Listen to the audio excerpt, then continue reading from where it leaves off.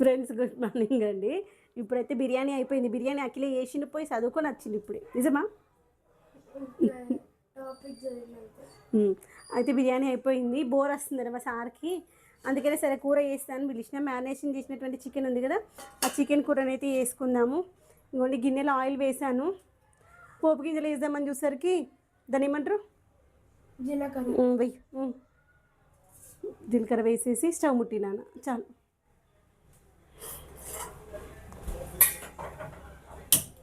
పెద్ద పెట్టు.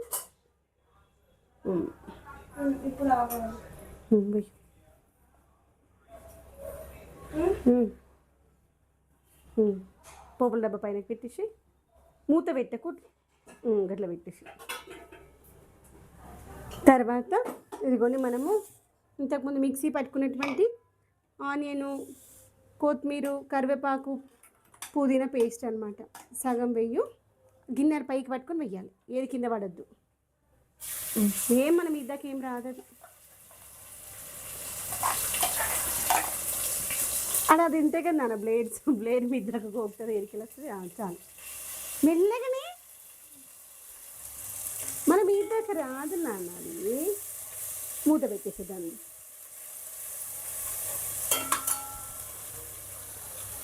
గాలింది కాదే మూత. మిక్సీకి మూత పెట్టమన్నా, దీని మూత ఇన్న ఉంది.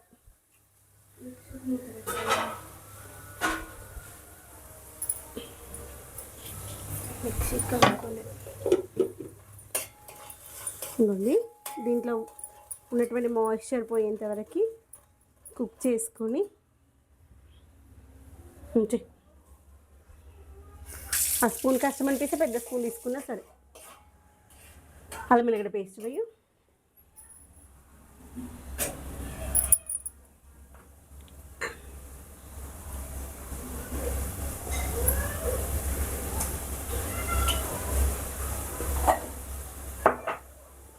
అల్లం వెల్లిగడ్డ పేస్ట్ బాటిల్ లోపలికి అని పెట్టి జరా, ఇది చేతి తగలదు.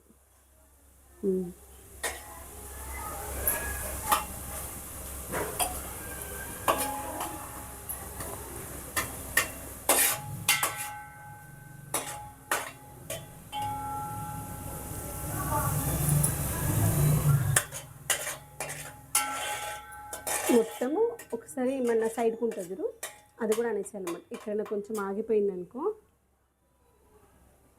మాడిపోతుంది. అందుకని పసుపు వేయవా? పునీళ్ళు తీసుకున్నాను ఇంకా, స్పూన్ పెద్దదే కదా.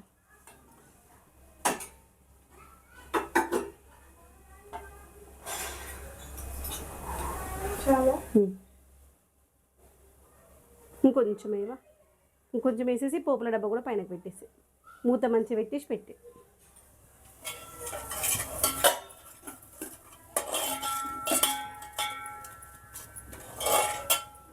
కలర్ కోసమా?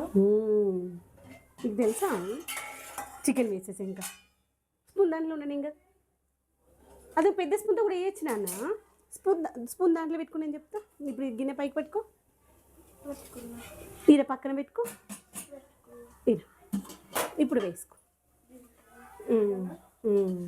ఎప్పుడైనా మనం వేసేటప్పుడు మనకు అందుబాటులో ఉండాలి. నాన్న ఫ్రై వద్దులే కర్రీ చేసేసి అన్నాడు.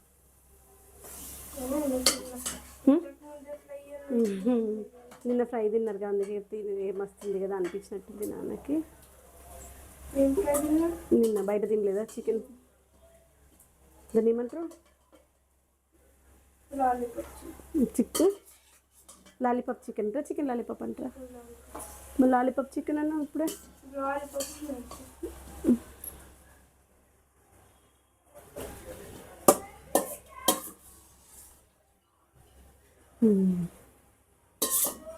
ఉండండి, తర్వాత దానిలో కొంచెం వాటర్ వేసేసి వేయచ్చు, కలిపేసి. ఇప్పుడు దాన్ని కలిపి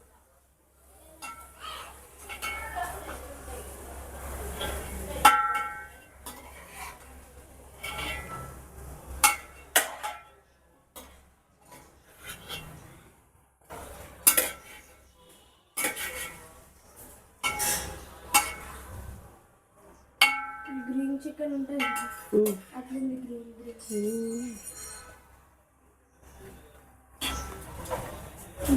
మూత పెట్టేసి ఇట్లా పెట్టేసిన తర్వాత మూత స్పూన్స్ తీసేసేయచ్చు. తర్వాత దీంట్లో వాటర్ పోయి ఒక గ్లాస్ వాటర్ పోసేసి కడిగేసి ఇంకోండి. ఈ లైట్ ఎందుకు బంద్ చేసినవి? తగలలేదు, స్విచ్ 2 సార్లు బంద్ చేసినాం. ఇప్పుడు మంచిగా కలిపేదంతా నీ మూతి పెట్టు, ముడ్డిని చూపించాలి. అబ్బా నేను అఖిలేడి ముడ్డిని చూడండి వచ్చు అని చెప్పాలా. మంచిది అనుకున్నదంతా వాటర్లోకి వచ్చేలా చేసుకొని కొబ్బరి పౌడర్ ఇంకొంచెం మెత్తగా మిక్సీ పట్టేసుకుందాము. వేడైతుందని బంద్ చేసినాం. చూడండి ఎంత ముద్ద చేస్తాం. కానీ అప్పుడప్పుడు చేపించామనుకోండి వాళ్ళకు కూడా ఒక ఐడియా వస్తుంది. మనం చెప్పిన దానికంటే అలా మిస్టేక్ చేస్తే అమ్మ 4 తన్నినప్పుడు వచ్చే ఎక్స్పీరియన్స్ ఎక్కువ వస్తుంది కదా. ఇప్పుడే కాదు, దాంట్లో ఉన్నటువంటి వాటర్ అంతా బయటకు రిలీజ్ అయ్యాక పోయాలి. ఓకేనా?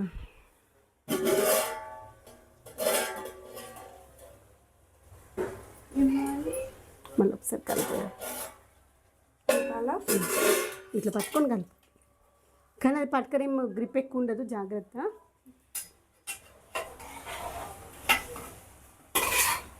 దాన్ని ఉల్టా వేసేసి గంతి మెల్ల స్లోగా ఉల్టా వేయాలి. తర్వాత దానికి కింది కనాలి.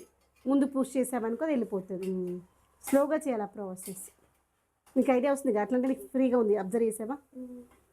అట్లా ఉల్టా వేస్తూ మళ్ళీ కొంచెం ముందు పుష్ చేయాలి. ముందు పుష్ చేస్తే జరుగుతుంది. మళ్ళీ ఇంకో సైడ్కి మళ్ళీ అనాలి.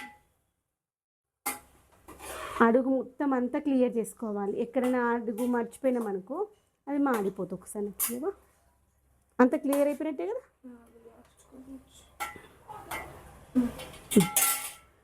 మూత పెట్టేసుకో. స్పూన్ తీసి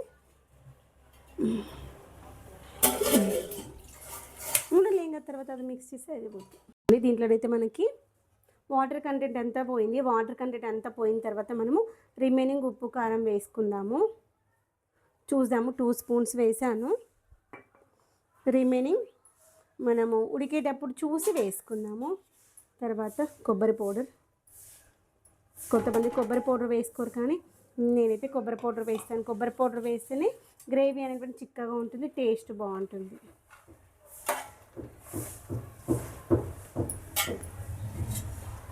తర్వాత ఈ గిన్నెను కడిగిన వాటర్ వేసేసి మూత పెట్టి మంచిగా మగ్గనిస్తాం. సౌండ్ ఎవరినైనా నువ్వు పైన వల్ల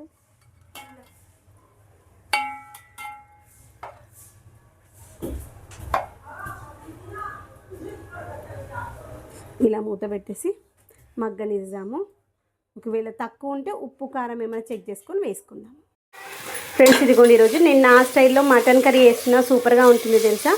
ఆనియన్స్ ఆయిల్ వేసి వేడిన తర్వాత కొంచెం జీలకర్ర వేసి వేగిన తర్వాత ఆనియన్స్ వేసాను. అవి మగ్గిన తర్వాత ఫ్రెష్గా దంచుకున్నటువంటి అల్లం వెల్లిగడ్డ పేస్ట్, తర్వాత కొత్తిమీర, కరివేపాకు, పుదీనా మూడింటిని కూడా సన్నగా చాప్ చేసి వేసేసుకున్నాను. తర్వాత టమాటాలు ఇలా సన్నగా చాప్ చేసుకోవాలి. సన్నగా చాప్ చేసిన టమాటాలు ఇక్కడ మనం తాలింపులోనే వేసుకోవాలి. ఈ టమాటాలు మంచిగా మగ్గిన తర్వాత మాత్రమే మనం ఏదైనా నాన్ వెజ్ చేసినప్పుడైనా వెజ్ చేసినప్పుడు అట్లా క్రాస్గా ఇటు పెట్టి చేతి పెట్టకు మెల్లిగా ఇలా పెట్టేసి చేసుకో.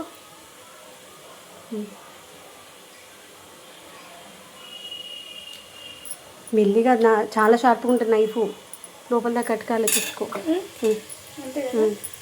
కింద పెట్టించాను అనుకుని కటింగ్ బోర్డు పైన. నీకు చిన్నోడు కదా మమ్మీ వేసినట్టు నీకు రాదు. అన్నీ ఎడ్జెస్ వరకు కట్టబట్టలేవు చిన్న కొడుకులు మస్తు పొడుగు ఉన్నాయి. వీటిని మంచిగా మగ్గనిద్దాము. టమాటా మంచిగా మగ్గాలి. ఇవి కింది దాకా దిగాలి లైను. మెల్లిగా ఇది కటింగ్ బోర్డే కట్టేటట్టుంది. ఇప్పుడు ఇట్లా పట్టుకొని కట్ చేయి. మెల్లిగా గంతగా మోస్తలే. ఒక్కసారి చాలు గీత కింద ఫోల్డ్ గిరికెలానే గీత కొట్టినట్టు వస్తుంది తెలుసు. ఒక్కసారి గీత కొడుతుంది చూడు టెక్స్ట్ బుక్లో వస్తుంది అంతే.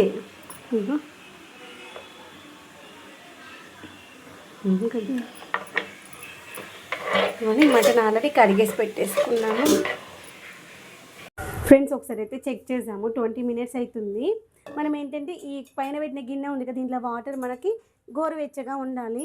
ఆల్రెడీ గోరువెచ్చకంటే కొంచెం ఎక్కువైంది, అందుకనే కొంచెం దూరం జరకు వేఫర్స్ వస్తాయి. దీనికి ఉన్నటువంటి ఆవిరి దాంట్లో అనేసి ఒక్కసారి మూత పక్కన పెట్టేసి జాగ్రత్త తగలకుండా ఉంటుంది.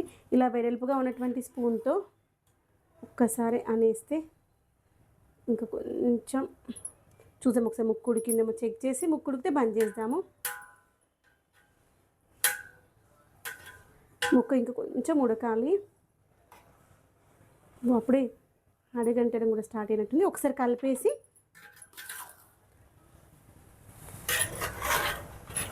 ఒక 2-3 మినిట్స్ ఉంచేసుకుందాం. అప్పుడు ఈ మసాలా అంతా బిర్యానీకి బట్టి సూపర్గా ఉంటుంది. ఒక 2 నుండి 3 నిమిషాలు ఉంచితే చాలు. పైన మనం మూత పెడతాం కదా, ఆవిరి బయటకు వెళ్ళకుండా మంచిగా కుక్ అవుతుంది. దీన్ని బంద్ చేసాక 5-10 మినిట్స్ తర్వాతనే కలపవచ్చు. ఇలా కలిపేసి మూత పెట్టుకున్నాం అనుకోండి, తినేటప్పుడు ఇంకా మనకి ఒకవేళ మనం ఉన్నా లేకపోయినా ఎవరు పెట్టుకుని తిన్నా ఈజీగా ఉంటుంది. అందుకోసం అయితే నేను కలిపేసి పెట్టేస్తాను అనమాట. మసాలా అంతా రైస్కి పట్టేలాగా కలిపేసుకుందాము. కొన్ని రైస్లు విడిపోతూ ఉంటాయి, కొన్ని రైస్లు ఏమో మంచిగా వస్తాయి. ఈ రైస్ ఎందుకు అన్నము ఊడిపోతుంది, అలానే ఉండట్లేదు, ఇచ్చుకుపోయినట్టుగా అవుతుంది. అంతకుముందు తీసుకొచ్చిన రైస్ బాగుండే. చూడండి, అడగంట కూడా స్టార్ట్ అయినట్టుంది. ఒక్కసారి చెక్ చేద్దాము. అన్నం ఇంతకుముందు ఎలా ఉందో సేమ్ అలానే ఉంది. ఇంకా స్టవ్ బంద్ చేద్దాం. ఫోటో తీవా, ఒక్క నిమిషం.